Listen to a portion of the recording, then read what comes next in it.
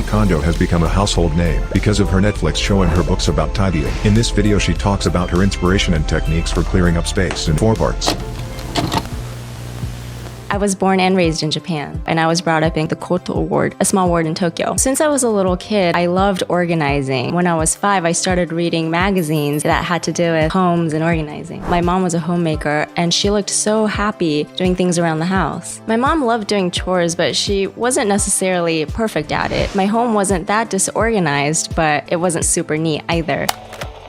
Regarding Shintoism, it's more of a very natural part of my life. The reason why I worked there was an opening and they were hiring an attendant maiden. It was a very casual decision. And when I was 12 years old, even at that age, when I went to a shrine, I felt very peaceful and put together inside. The work is very simple. There are people who come to pray and we sell them lucky charms, and we also clean the area as well. It was originally just a hobby. I loved organizing my friends' houses, but then word spread and people started saying, hey, if Marie goes over to your house will become super organized. That's when people that I didn't know started reaching out to me and saying they'll pay for the service. I loved studying and experimenting with organizing since a young age. At the time, for me, organizing meant throwing things away, but even when I threw things away, I didn't feel like I was organized. This was a very negative way of looking at things. I was throwing away so many things that I called myself a discarding machine. I was always looking for reasons to throw things away, and this became extremely stressful. I've actually passed out from organizing too much. When I woke up, I was thinking, what's important in organizing is not focusing on discarding, but really focusing on what to keep. It's really how to make your room into a space that sparks joy, full of things that spark joy for you. Really the first time that I realized the spark joy concept.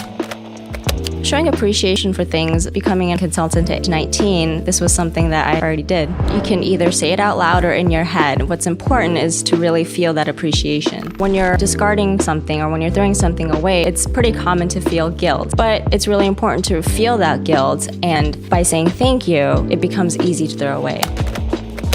Face each and every item. When you hold it in your hand, do you feel the joy? Does it give you that warm, fuzzy feeling? And does that make you want to keep it with you? And if all those feelings are positive, then I suggest you keep it. And that spark joy feeling is a muscle that you train by going through the tidying process. Consciously train that muscle, and then you're able to know what you need now at the moment and what you need long term. Of course, I think it's lovely to have short-term spark joy items as well. It's not about long-term or short-term. The categories that I recommend are in order: clothes, books, documents, kimono, which is miscellaneous items, and sentimental items. And it's hard to judge what sparks joy and what doesn't spark joy for sentimental items, so you need to do this at the end. So by this time, hopefully, you would have trained your spark joy muscle. Tidying and organizing is not something that you do little by little. So what I suggest is doing it all at once. That's really important. One of the things that clients have a really hard time throwing away is expensive clothes. But you need to think about the clothing's purpose. What purpose did it have? So maybe it sparked you joy the moment you bought it, or maybe it taught you that you don't look in a certain type of clothing. Say, for example, thank you for sparking joy when I bought you, or thank you for teaching me that these kinds of clothes don't look good on me. Really think about the purpose and realize what's important to you and what your values are. The method includes things like throwing away anything that doesn't spark joy. I am often misunderstood as someone who recommends discarding everything. That's not the case. My message is take really good care of the things that matter to you. Don't put too much energy into anything that doesn't spark joy.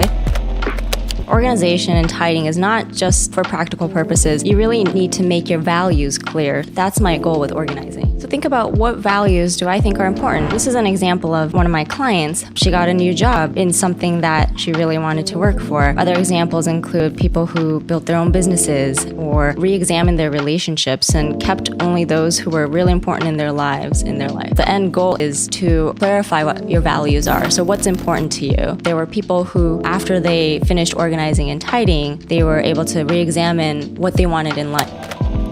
My dream is to organize the world. Through this method of organizing, I want lots of people to lead lives that spark joy. I want more people to have completed tidying and more people to lead lives of joy as a result. That's success to me. So please think about whether your belongings spark joy. Keep thinking about whether things spark joy for you.